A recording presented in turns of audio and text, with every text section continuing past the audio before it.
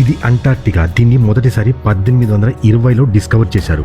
అప్పటి నుండి ఇది ఒక అర్థం కాని మిస్టరీ ప్రదేశం లాగా ఉండిపోయింది. తర్వాత ఇక్కడ కనపడ్డ యూఎఫ్ఓ సైటింగ్స్ కానీ, లేదా మిస్టీరియస్ క్రియేచర్స్ గురించి కానీ, లేదా ఈ మంచు కింద దాగి ఉన్న కొన్ని నగరాల గురించి కానీ, ఇలాంటి ఎన్నో అంటార్క్టికా మిస్టరీస్ ఇంత టెక్నాలజీ పెరిగినా కూడా అర్థం కాకుండా ఉండిపోయాయి. ఈ రోజు ఈ వీడియోలో అంటార్క్టికాలో దాగి ఉన్న కొన్ని ఇలాంటి మిస్టరీస్ గురించి మాట్లాడుకుందాం. ఈ వీడియో చాలా ఇంట్రెస్టింగ్గా ఉంటుంది, అందుకే చివరి వరకు చూడండి.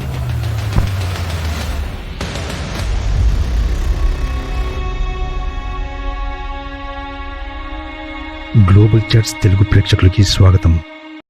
Number 6, dry valleys. అంటార్క్టికా చాలా వరకు మంచుతో కప్పబడి ఉండడం కారణంగా ఇక్కడ నీటి కొరత ఉండదేమనుకుంటాం. కానీ మీకు ఇది విన్న తర్వాత ఆశ్చర్యం అనిపిస్తుంది. భూమిపై అత్యంత డ్రై ఏరియాస్ కూడా అంటార్క్టికాలోనే ఉన్నాయి. దీన్ని మ్యాక్ మర్డో డ్రై వ్యాలీ అని పిలుస్తారు. దీన్ని మొదటిసారిగా 1903లో ఒక British explorer Robert Falcon Scott discover చేశారు.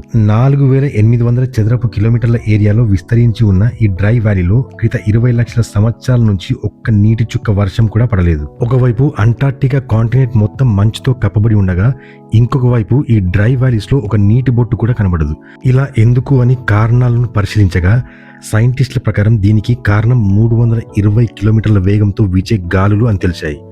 ఈ వేగమైన గాలుల కారణంగా ఇక్కడ ఉన్న ప్రతి నీటి బొట్టు కూడా ఆవిరైపోతుంది. సైంటిస్టుల ప్రకారం ఈ డ్రై వ్యాలీస్ లో ఉండే క్లైమేట్ మార్స్ క్లైమేట్ కి చాలా దగ్గరగా ఉంటుంది. ఈ కారణంగా నాసా మరియు ఇతర స్పేస్ ఏజెన్సీస్ ఈ రీజన్ ని చాలా క్షుణ్ణంగా స్టడీ చేస్తున్నారు. Number 5, giant jelly fish.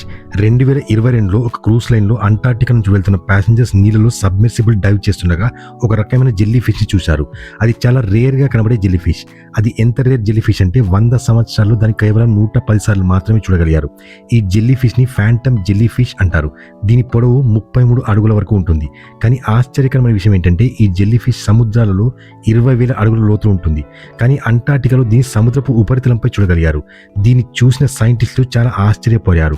సముద్ర లోతుల్లో ఉండే ఈ జెల్లీ ఫిష్ సముద్ర ఉపరితలంపై ఎందుకు కనబడుతుందని ఆశ్చర్యపోయారు. దీంతో అర్థమయ్యేది ఏంటంటే అంటార్క్టికాలో చాలా ఆశ్చర్యకరమైన విషయాలు ఇంకా ఎన్నో దాగి ఉన్నాయని. నంబర్ 4, మీటియోరైట్స్. అంటార్క్టికా ఖండంలో మంచు ప్రాంతాల్లో సైంటిస్టులకి ఎన్నో వందల మీటియోరైట్స్ దొరికాయి. ఈ కారణంగానే అంటార్క్టికాని మీటియోరైట్స్ కి ఒక గోల్డ్ మైన్ లాగా చెప్తారు. సాధారణంగా మీటియోరైట్స్ మనం భూమిపై చాలా ఏరియాస్ లో పడుతూ ఉంటాయి. కానీ అంటార్క్టికా ఖండంలో దాన్ని వెతకడం చాలా ఈజీ అవుతుంది. ఎందుకంటే తెల్లని మంచు మధ్యలో ఈ నల్లటి మీటియోరైట్స్ చాలా ఈజీగా కనిపిస్తుంటాయి. 1976 నుంచి ఇప్పటి వరకు సైంటిస్టులకి అంటార్క్టికా నుండి కనీసం 23,000 మీటియోరైట్స్ లభించాయి. అందులో చాలా మటుకు మీటియోరైట్స్ అంగారక గ్రహం నుండి వచ్చి ఉంటాయని అంచనా వేశారు. 1984వ సంవత్సరంలో సైంటిస్టులకి అంటార్క్టికాలోని అలెన్ హిల్స్ లో ఒక మీటియోరైట్ లభించింది. అది దాదాపు 4.1 బిలియన్ సంవత్సరాల క్రితంది అయి ఉంటుందని అంచనా వేశారు. ఈ మీటియోరైట్ ని ALH 84001 అని పిలుస్తారు. ఇది అంగారక గ్రహం నుంచి మన భూమిపైకి వచ్చిన అత్యంత పురాతనమైన మీటియోరైట్ లో ఒకటిగా చెప్తారు. ఈ మీటియోరైట్ మొదటిసారిగా హెడ్ లైన్స్ లోకి ఎప్పుడు వచ్చిందంటే 1996లో సైంటిస్టులు మార్స్ నుంచి వచ్చిన ఈ మీటియోరైట్ లో మైక్రోస్కోపిక్ ఫాసిల్స్ ఆధారాలు కనిపించాయి అని చెప్పినప్పుడు.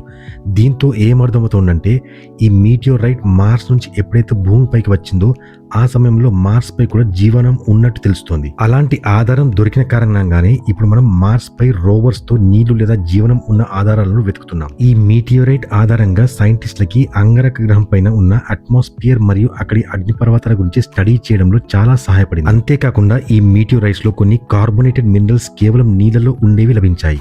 దీని ఆధారంగా ఒకప్పుడు అంగారక గ్రహంపై కూడా నీళ్లు ఉన్నాయి అనే వాదాన్ని బలపరుస్తుంది. Number 3, mountain range. 1958వ సంవత్సరంలో సోవియట్ సైంటిస్టులు అంటార్క్టికాలో ఒక మౌంటైన్ రేంజ్ ని డిస్కవర్ చేశారు. అవి అట్లాంటికాలోని మంచు కింద 600 మీటర్ల లోతులో ఉన్నాయి. కనీసం 1200 కిలోమీటర్ల వ్యత్యాసంలో ఉన్న ఈ మౌంటైన్ రేంజెస్ ని క్యాంబర్సో మౌంటైన్స్ అంటారు. ఈ పర్వతాలు కనీసం 3000 మీటర్ల ఎత్తు కలిగి ఉంటాయి. వీటిని 1958లో సోవియట్ ఎక్స్పెడిషన్ సమయంలో సోవియట్ సైంటిస్టులు సైస్మిక్ వేవ్స్ తోని అంటార్క్టికా మంచు ఎంత మందంగా ఉంది అని స్టడీ చేసే సమయంలో ఈ పర్వతాల గురించి తెలిసింది. శాస్త్రవేత్తల ప్రకారం ఈ మౌంటైన్ రేంజ్ 1 బిలియన్ సంవత్సరాల క్రితంది. మంచు కింద కప్పబడి ఉన్న ఈ మౌంటైన్ రేంజ్ శాస్త్రవేత్తలకి ఈ రోజు వరకు కూడా ఆశ్చర్యాన్ని కలిగిస్తుంది. సాధారణంగా మౌంటైన్ రేంజెస్ భూమి కింద ఉన్న టెక్టానిక్ ప్లేట్స్ మూవ్మెంట్స్ తో తయారవుతాయి. కానీ కొన్ని లక్షల సంవత్సరాల నుంచి ఇలాంటి మూవ్మెంట్స్ ఏవి కూడా అంటార్క్టికాలో అయినట్టు ఆధారాలు లేవు. అందుకని ఈ మౌంటైన్ రేంజెస్ ఎలా తయారయ్యాయి అనే దానిపై శాస్త్రవేత్తల వద్ద ఇప్పటికీ ఏ ఆధారాలు లేవు. Number 2, mysterious sound. 2002లో అంటార్క్టికాలో ఒక పెద్ద మంచు భాగము విరిగి సెపరేట్ అయిపోయింది. దీని లార్సన్ బి ఐస్ షెల్ఫ్ అంటారు. ఈ ఐస్ షెల్ఫ్ సైజులో 3250 స్క్వేర్ కిలోమీటర్లు విస్తరించి ఉంటుంది. 2200 మీటర్ల వెడల్పు ఉంటుంది. కంపేర్ చేసి చూస్తే ఇది ఇండియాలోని గోవా స్టేట్ అంత వ్యత్యాసంలో ఉంటుంది. అంత పెద్దదైన ఈ ఐస్ షెల్ఫ్ చాలా తక్కువ సమయంలోనే సముద్రం నీటిలో కరిగిపోయింది. దాంతో సముద్ర నీటి మట్టం కూడా పెరిగింది. సైంటిస్టులు మొదట గ్లోబల్ వార్మింగ్ కారణంగా ఈ లార్సన్ బి మంచు విరిగి సెపరేట్ అయిందనుకున్నారు. భవిష్యత్తులో ఇలాంటి మంచు విరిగి సెపరేట్ కాకుండా ఉండాలి అంటే ఏం చేయాలని దానిపై సైంటిస్టులు రీసెర్చ్ మొదలుపెట్టారు. అందులో భాగంగానే సైంటిస్టుల టీం అంటార్టికాలోని నార్త్ సైడ్ లో రాస్ ఐస్ షెల్ఫ్ మంచు లోపల సైస్మిక్ సెన్సర్స్ ని అరేంజ్ చేశారు. దాంతో ఈ మంచు ఎందుకు విరిగి పడుతున్నాయా అనే దాని గురించి కారణాలు తెలుసుకోవడానికి, అలా భవిష్యత్తులో మళ్ళీ కాకుండా చేయడానికి ఏం చేయాలో అనే దాని గురించి స్టడీ చేశారు.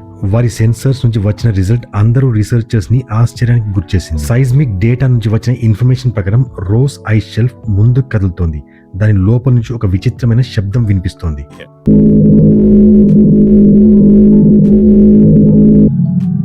ఈ సౌండ్ ఫ్రీక్వెన్సీ 5 హెర్ట్జ్ కావడంతో మన చెవులకి అవి డైరెక్ట్ గా వినిపించడం కష్టం.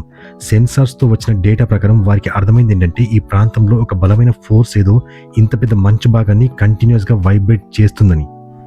చాలా నెలల రీసెర్చ్ తర్వాత ఈ సౌండ్ లో వ్యత్యాసం కనిపించింది. వెదర్ చేంజ్ అవుతున్న కొద్దీ ఈ మంచు భాగంలో నుంచి వచ్చే సౌండ్ కూడా చేంజ్ అవుతూ వస్తుంది. ఆ తర్వాత తెలిసింది ఏంటంటే ఈ రోస్ ఐస్ షెల్ నుంచి వచ్చే సౌండ్ గాలి కారణంగా వస్తుందని. వేగమైన గాలులు ఎలాగైతే డైరెక్షన్ మారుతుంటాయో ఆ ప్రకారమే ఐస్ షెల్ఫ్ లో నుంచి వచ్చే సౌండ్స్ కూడా చేంజ్ అవుతూ ఉంటాయి. మనం ఫ్లూట్ లో గాలి ఊదుతుంటే ఎలా సౌండ్ చేంజ్ అవుతూ వస్తుందో ఇది కూడా సేమ్ అలాగే అని అర్థమైంది. ఈ సౌండ్ వేవ్స్ ఆధారంగానే ఇప్పుడు రీసెర్చర్స్ లోపల ఏమవుతుందో అనే దాని గురించి తెలుసుకోగలుగుతున్నారు. అది ఎంత స్ట్రాంగ్ గా ఉంది, అలాగే అది మెయిన్ ల్యాండ్ నుంచి విడిపోయిందా లేదా అనే దాని గురించి తెలుసుకోగలుగుతున్నారు. Number 1, blood waterfalls. మనం సాధారణంగానే వాటర్ ఫాల్స్ చూసే ఉంటాం, కానీ అంటార్క్టికాలో ఒక ప్రాంతంలో వాటర్ ఫాల్స్ చూస్తే అది నీళ్ళలా కాకుండా రక్తంలాగా కనిపిస్తుంది. టైలర్ గ్లేషియర్ నుంచి పడుతున్న ఈ వాటర్ ఫాల్ ని బ్లడ్ వాటర్ ఫాల్స్ అని కూడా అంటారు. దీన్ని మొదటిసారిగా 1911లో ఆస్ట్రేలియన్ జియాలజిస్ట్ అయిన గ్రిఫిత్ టైలర్ డిస్కవర్ చేశారు. చాలా సంవత్సరాల వరకు రక్తం లాంటి బ్లడ్ ఫాల్స్ ఏమై ఉంటుందని అర్థం కాలేదు, కానీ ఆ తర్వాత రీసెర్చ్ చేసిన తర్వాత దాని రిజల్ట్ అందరినీ ఆశ్చర్యపరిచింది. మొదట సైంటిస్టులకు ఆశ్చర్యం కలిగించింది ఏంటంటే బయట టెంపరేచర్ -17 degrees ఉన్నా కూడా ఈ నీళ్లు గడ్డ కట్టడం లేదు. అలా కావడానికి వెనకాల రీజన్ ఏంటంటే ఈ గ్లేసియర్ కింద ఒక లేక్ ఉంది. ఆ లేక్ లో సముద్రపు నీటి కన్నా 3 ఇంతలు ఎక్కువ సాల్ట్ ఉంది. అయితే ఈ salt water freezing point normal water కన్నా తక్కువ ఉంటుంది. అందుకని ఇది గడ్డ కట్టకుండా ఉంటుంది. అలాగే ఈ వాటర్ ఫాల్స్ కి ఈ రెడ్ కలర్ కి కారణం ఈ వాటర్ ఫాల్స్ లో ఐరన్ శాతం ఎక్కువగా ఉండడం. ఈ నీళ్లు ఎప్పుడైతే ఆ మంచు నుంచి బయటకు వస్తాయో అప్పుడు వాతావరణంలో ఉన్న ఆక్సిజన్ ఈ ఐరన్ తో కలిసి ఐరన్ ఆక్సైడ్ ఫామ్ అవుతుంది. ఈ కారణంగా వాటర్ కలర్ రెడ్ గా కనిపిస్తుంది. అది ఎలాగంటే ఐరన్ పై రస్ట్ వచ్చినప్పుడు అది రెడ్ కలర్ లాగా కనిపిస్తుంది కదా, అలాగే ఈ నీళ్లు కూడా రెడ్ కలర్ లోకి మారుతాయి. ఇదండి అంటార్క్టికాకి సంబంధించిన కొన్ని మిస్టరీస్. ఈ వీడియో కనుక మీకు ఇన్ఫర్మేటివ్ గా అనిపించి నచ్చినట్లయితే లైక్ అండ్ షేర్ చేయండి. అలాగే ఈ భూమిపై ఒకవేళ మనుషులు అకస్మాత్తుగా అంతరించిపోతే ఈ భూమిపై జరిగే చేంజెస్ ఎలా ఉంటాయో అనే దానిపై ఒక మంచి వీడియో చేశాను. ఇక్కడ క్లిక్ చేసి ఇప్పుడే చూడండి. ఇలాంటి ఎన్నో ఆసక్తికరమైన వీడియోస్ కోసం మా గ్లోబల్ చర్చ్ తెలుగు ఛానల్ని సబ్స్క్రైబ్ చేసుకోండి. మరో అద్భుతమైన వీడియోతో మీ ముందుంటాను. అంతవరకు సెలవు. నమస్కారం. Thanks for watching.